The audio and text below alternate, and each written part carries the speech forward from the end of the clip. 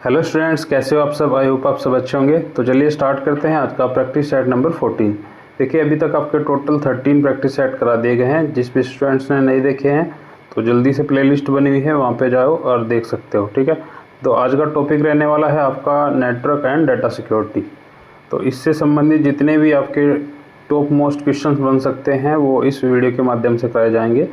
और इससे पहले आपका इंटरनेट, जो आपका 13 प्रैक्टिस सेट था, इंटरनेट से संबंधित जितने क्वेश्चंस थे वो कराए गए थे। देखिए ये टॉपिक लाने का आपका तात्पर्य यही है, ज़्यादातर जो एग्जामिनर पूछ रहे हैं ऐसे ही टॉपिक से क्वेश्चंस ज़्यादा पुटअप किए जाते हैं जो आपके लिए कुछ नए हैं। ठीक है, क्योंकि आपका देखा होगा आपके इनपुट आउटपुट और आदि ये जैसे नॉर्मल है आपके जैसे जनरेशन्स हैं। ठीक है, तो इनसे तो काफ़ी क्वेश्चंस अभी तक पूछे जा रहे हैं। बट अभी क्या हो रहा है, अभी कुछ हाईली प्रोफाइल यानी कि जैसे डाटा सिक्योरिटी, लैंग्वेजेस है, तो हाई ऐसे तरीके से क्वेश्चंस जो है एग्जामिनर पूछ रहा है। तो चलते हैं क्वेश्चंस की ओर। जैसे फर्स्ट क्वेश्चन है, बिंग एक वेब सर्च इंजन है। बिंग आपने देखा भी होगा, जैसे ऐसा चित्र होता है जिसका स्वामित्व और संचालन द्वारा किया जाता है। तो ये पूछ रहा है कि जो बिंग जो आपका वेब ब्राउज़र है, ये वेब सर्च इंजन है, तो ये किसके द्वारा चलाया गया था। ये इसकी जो कंपनी है, ये किस कंपनी के द्वारा चलाया गया था। ये चलाया गया था आपका माइक्रोसॉफ्ट के द्वारा। ठीक है, तो माइक्रोसॉफ्ट कंपनी के द्वारा इस तरीके का इंटरफेस आता है। बिंग जैसे आपको गूगल देखते हैं, माइक्रोसॉफ्ट की गूगल है। ठीक है, तो उसमें क्या फॉर्म आता है, जैसे यहाँ पे बिंग है तो उसमें यहाँ पे गूगल आता है। ठीक है, आप तो चलाते ही हैं, तो ऐसा आता है। तो और बिंग में आता है आपका इंटरफेस ऐसा। ठीक है, तो अगर पूछ ले आपको कि जो बिंग है ये किसकी कंपनी का वेब ब्राउज़र है या वेब सर्च इंजन है, तो ये है आपका माइक्रोसॉफ्ट का। नेक्स्ट है आपका, नेक्स्ट है, निम्नलिखित में से कौन सा एक साइबर अपराध नहीं है। तो ये पूछ रहा है कि साइबर अपराध इनमें से कौन सा नहीं है। देखिए फिशिंग है, या आपका साइबर स्टॉकिंग है, या आइडेंटिटी थेफ्ट है। तो देखिए फिशिंग आपको बता दूं, फिशिंग क्या होता है एक्चुअली। फिशिंग जो आपकी ईमेल्स होती है, ठीक है, ईमेल्स में कुछ इन्वेंटेड ईमेल्स आ जाती है जिनसे आपके जैसे ओटीपी का पता कर लिया कि ओटीपी बताओ, इसमें ओटीपी डालते ही ये हो जाएगा। ठीक है, या इसमें यूज़र नेम या अपने नाम डालते ही ये हो जाएगा। तो ऐसी जो इन्वेंटेड वेबसाइट ईमेल्स होती है जिनके थ्रू आपकी इम्पोर्टेंट जानकारी जो है वो क्या करते हैं, हैकर्स चुरा लेते हैं, तो उन्हीं को बोलते हैं फिशिंग। ठीक है, साइबर स्टॉकिंग, देखिए इसमें भी साइबर फ्रॉड होता है। आइडेंटिटी थेफ्ट, इसमें आपकी आइडेंटिटी का जो है पता वो कैप्चर कर लेते हैं।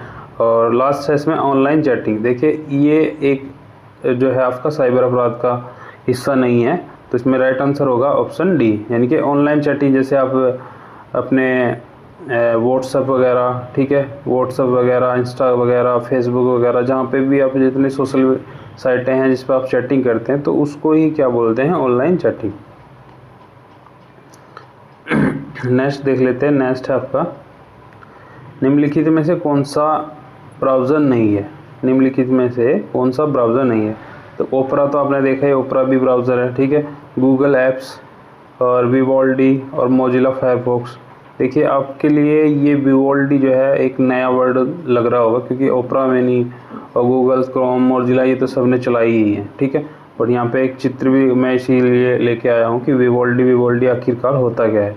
विवोल्डी एक ओपेरा, जो ओपेरा कंपनी है, ओपेरा का ही सब ब्रांड, यानी कि एक तरीके से ब्राउज़र बोल सकते हो, इसका ही वेब ब्रांड है। देखिए इसके बारे में यहाँ पे नोट्स भी लिखा गया है। जैसे विवोल्डी एक क्या है, freeware cross platform web browser है, यानी कि ये फ्री है, ये पेड नहीं है, प्रॉपर फ्री है, जिसे विवोल्डी टेक्नोलॉजी ने विकसित किया था। एक विवोल्डी टेक्नोलॉजी थी, उसने विकसित किया था, जो ओपरा सॉफ्टवेयर के सह संयोजक और सीईओ थे। इनके जिस कंपनी का जो ओपेरा आपका सॉफ्टवेयर था, ठीक है, ओपरा मिनी ऐसे करके आता था। ठीक है, तो उसी के जो सीईओ थे उन्हीं का भी एक ये विवोल्डी ब्राउज़र है। ठीक है, यह एक अनुकूलर और अनुकूल ब्राउज़र है जिसे बिल्ट इन ईमेल क्लाइंट, विज्ञापन अवरोधक और ट्रैकिंग सुविधा, अनुवाद और नोट्स जैसी सुविधाओं के लिए रखा गया था। ठीक है, तो ये था आपका विवोल्डी, यानी कि इसमें जो ब्राउज़र नहीं है, तो ये होगा option B, Google apps. Right answer होगा आपका। नेक्स्ट है आपका कंप्यूटर वायरस होता है। ठीक है, कंप्यूटर वायरस क्या होता है? फफूंद होती है, बैक्टीरिया IC 7344 होता है, ठीक है, या सॉफ्टवेयर प्रोग्राम। ठीक है, कंप्यूटर वायरस एक सॉफ्टवेयर प्रोग्राम ही होता है जिसको क्या करते हैं, जो हैकर्स लोग होते हैं उनको वो जो है अपनी मतलब एक तरीके से फिनेंशियल लाभ उठाने के लिए, ठीक है, फिनेंशियल लाभ उठाने के लिए या किसी की जो है इम्पोर्टेंट जानकारी जैसे OTP, password, credit card details वगैरह, ये सब चीज़ें करने के लिए क्या करते हैं, सॉफ्टवेयर प्रोग्राम करते हैं जिससे कि वो जिस पे टारगेट करना होता है उसके कंप्यूटर में डाल देते हैं। किसी ऐसे जो है ऐसे सॉफ्टवेयर की तरीके से बना के डाल देते हैं जिससे कि उसको जो पर्सन होता है उसको पता भी नहीं चलता कि ये एक वायरस है या क्या है। तो जैसे यहाँ पे कुछ नाम भी दिए गए हैं वायरस के जो फेमस वायरस रहे हैं, जैसे मुझे तुमसे प्यार है, एक ऐसा ईमेल के थ्रू एक वायरस ऐसा आता है एक टॉपअप करके, तो उसमें लिखा है मुझे तुमसे प्यार है, तो इसको तो कोई भी नहीं पहचान पाएगा कि क्या नाम ये वायरस है। ठीक है, तो इस तरीके के जैसे क्रिप्टो लोकर है, मोड्यूम है, तूफान कीड़ा है, सेंसर नोटिस की है, अन्ना कोर्निवारा वायरस है, जेल है, रूटनेक्स है। तो ये कुछ वायरस के नाम के उदाहरण हैं। ठीक है, तो इसमें जो राइट आंसर था आपका ऑप्शन डी, यानी कि ये जो वायरस होता है, वायरस एक सॉफ्टवेयर प्रोग्राम की तरह प्रोग्राम ही होता है जिसको दूसरे जो जिसके कंप्यूटर में थेफ्ट करना होता है, यानी कि कुछ जानकारी चुरानी होती है, उसमें डाला जाता है। ठीक है, इसको किसी भी माध्यम से डाल सकते हैं, किसी यानी कि इंस्टाग्राम पे कोई लिंक भेज के, फेसबुक पे लिंक भेज के, या ईमेल पे कुछ अटैचमेंट भेज के, ठीक है, किसी भी तरीके से आपके कंप्यूटर में डाला जा सकता है। और ये आपको दिखेगा नहीं, ये आपके अंडरग्राउंड यानी कि आपके इन हैंड, ठीक है, आपके एक तो होता है फ्रंट एंड, एक होता है बैक एंड में ही आपके जो है काम करता रहता है।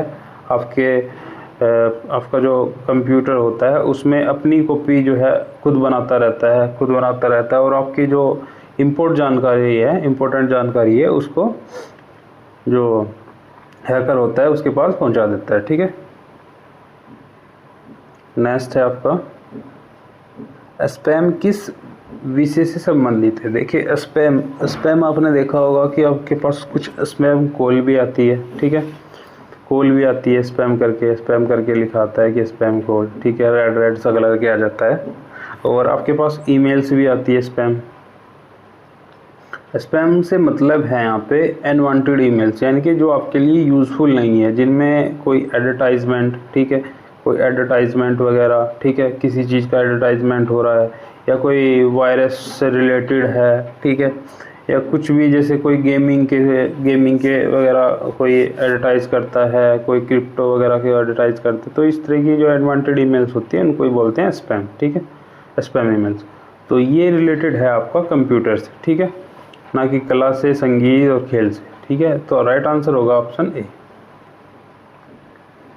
नेक्स्ट है आपका क्वेश्चन नंबर 6, निम्नलिखित में से कौन कथनों पर विचार कीजिए तथा दिए गए कूट से सही उत्तर पहचानना है।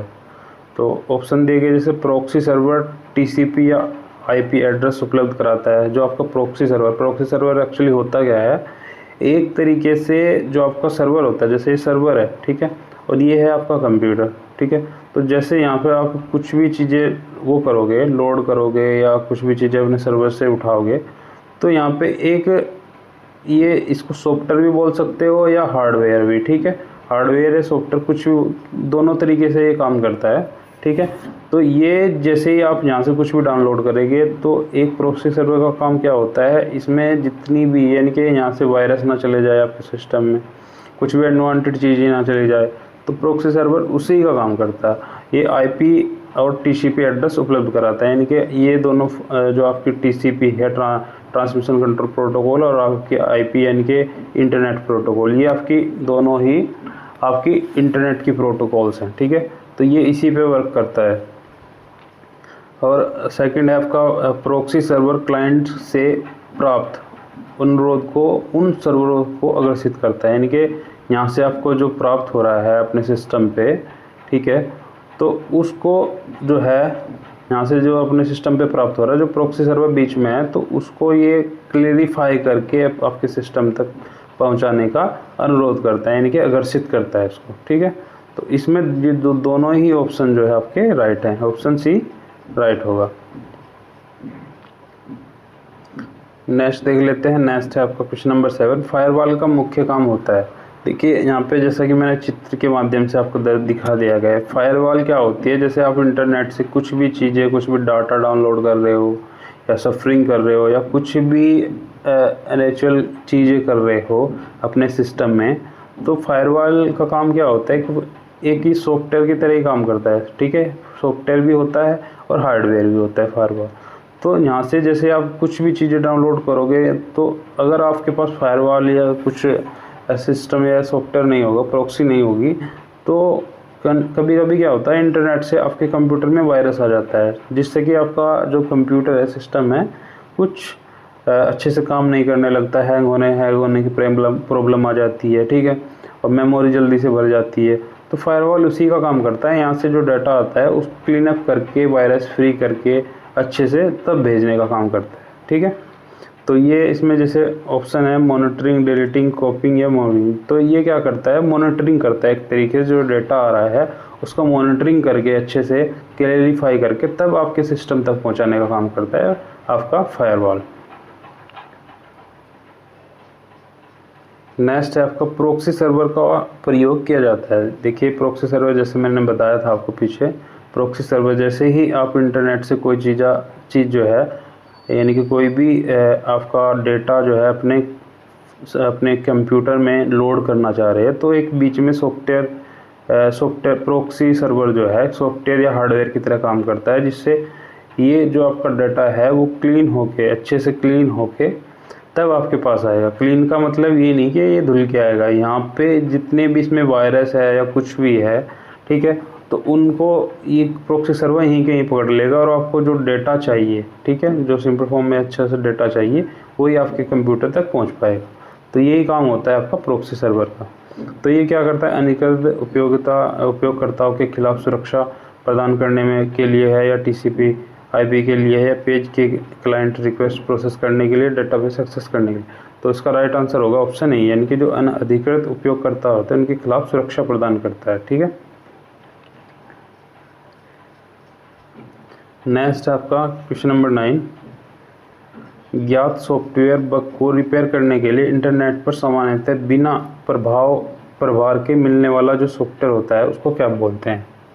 देखिए किसी कंप्यूटर में कोई ख़राबी आ जाती है, यानी कि कंप्यूटर में कहूँ एक सॉफ्टवेयर में कोई ख़राबी आ जाती है, ठीक है, यानी कि आपका अच्छे से वर्क नहीं कर रहा है, या आपका मोबाइल की ले लो, ठीक है, आपके मोबाइल में आपने देखा होगा जो लेटेस्ट मोबाइल ज़्यादातर रहते हैं उनमें क्या होता है, अपडेट आते रहते हैं हर महीने। ठीक है, हर महीने बाजू फिर तो कभी कभी तो मतलब बीच में भी अपडेट आ जाता है आपके मोबाइल में। ठीक है, तो उसमें अपडेट आते रहते हैं। तो वो अपडेट क्यों आते हैं, आपने कभी जाना है कि वो अपडेट क्यों आते हैं। तो कभी कभी क्या होता है, कंप्यूटर या आपका जो सिस्टम सॉफ्टवेयर है उसमें कुछ बग आ जाते हैं। बग का मतलब है कुछ खराबी आ जाती है। जैसे आपका कैमरा है तो कैमरा अच्छे से वर्क नहीं कर रहा है, उसमें फ़िल्टर काम नहीं कर रहे हैं, ठीक है, जूम नहीं अच्छे से कर रहा है, या आपका उसका क्या नाम कंट्रोल यूनिट है वो अच्छे से वर्क नहीं कर रही है, ईमेल अच्छे से भेज रही है, या आपकी स्क्रीन अच्छे से नहीं दिखा रही है।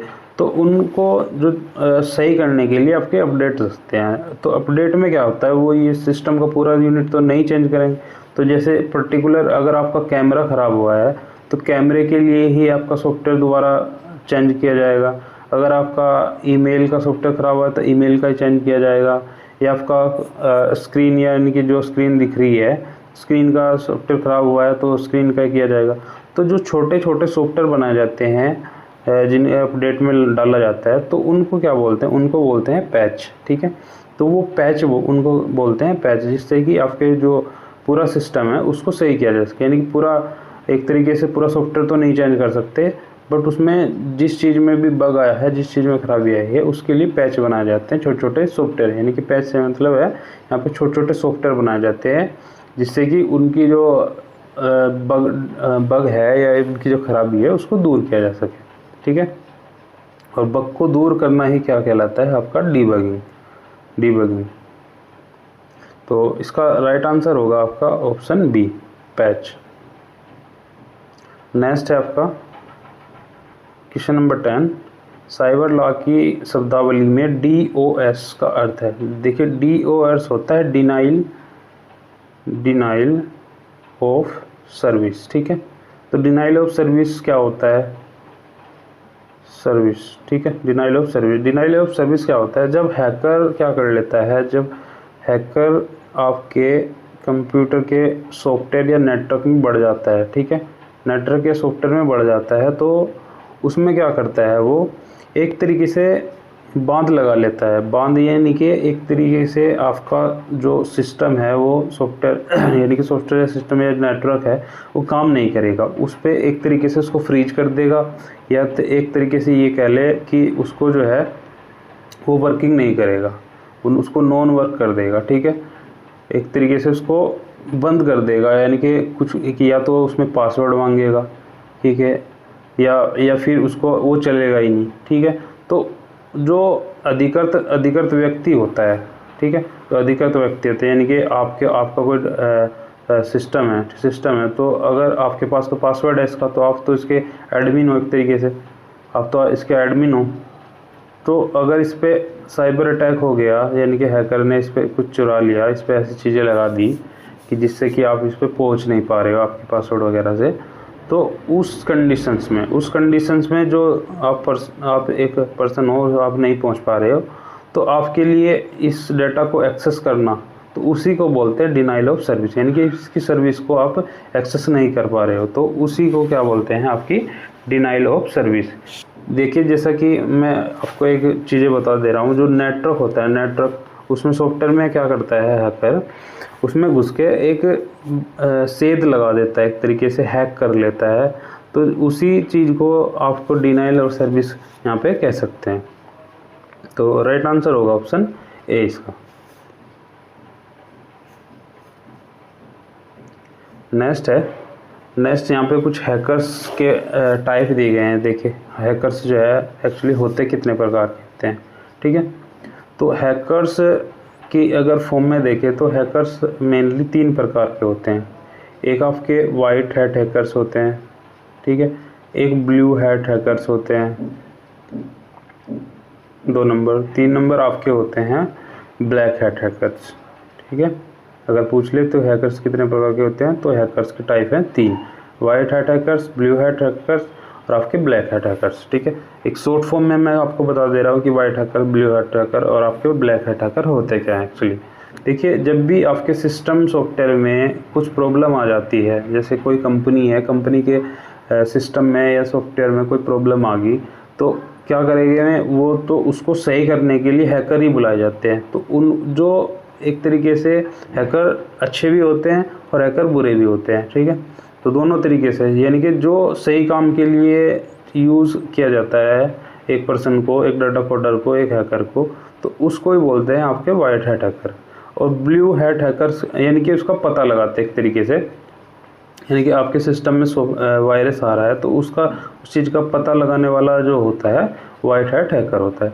और जो उस चीज़ को पता लगा के उसको, उस पैच को, उस बग को सही करता है, उसको बोलते हैं ब्लू हैट हैकर, ठीक है। और ब्लैक हैट हैकर होते हैं, ब्लैक हैट हैकर क्या होते हैं, ये क्या करते हैं, ये फिरौती वगैरह मांगने के लिए, यानी कि अपनी फाइनेंशियल ज़रूरतों को पूरा करने के लिए जो हैकिंग करते हैं, सिस्टम में बढ़ के हैक कर लेते हैं, जिससे कि फिरौती मांगते हैं या कुछ भी अपने यूज़ के लिए जो वर्क करते हैं, तो उसको बोलते हैं ब्लैक हैट हैकर, ठीक है।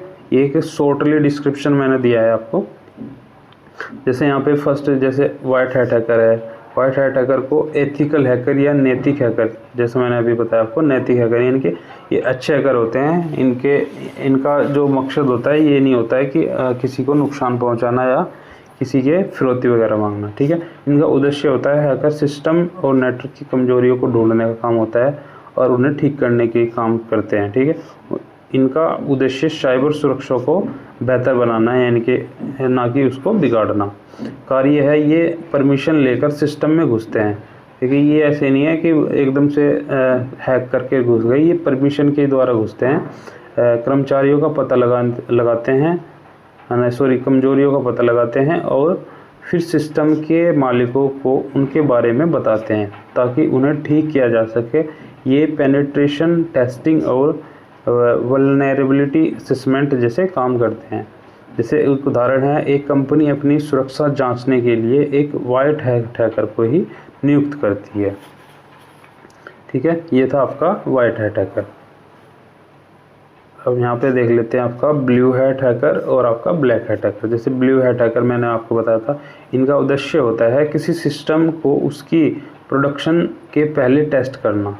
यानी कि जैसे अगर आपका अपडेट निकालना है तो अपडेट निकालने से पहले ही आप उसकी बग को जांच कर लेंगे, यानी कि उसकी बग को पहचान लेंगे। ठीक है, इनका कार्य होता है, इन्हें कंपनियां अपने सिस्टम की सुरक्षा जांचने के लिए बुलाती है। ये आमतौर पर कंपनी के कर्मचारी नहीं होते बल्कि बाहरी सुरक्षा विशेषज्ञ होते हैं। जैसे उदाहरण एग्जाम्पल के तौर पर माइक्रोसॉफ्ट जैसे संगठन अपने उत्पादों को जारी करने से पहले सुरक्षा के लिए ब्लू हैट हैकर्स को ही बुलाते हैं। तो यानी कि एक तरीके से ये सुरक्षा प्रदान करने का काम होता है इनका, ब्लू हैट हैकर्स का। ठीक है, नेक्स्ट है आपका ब्लैक हैट हैकर्स।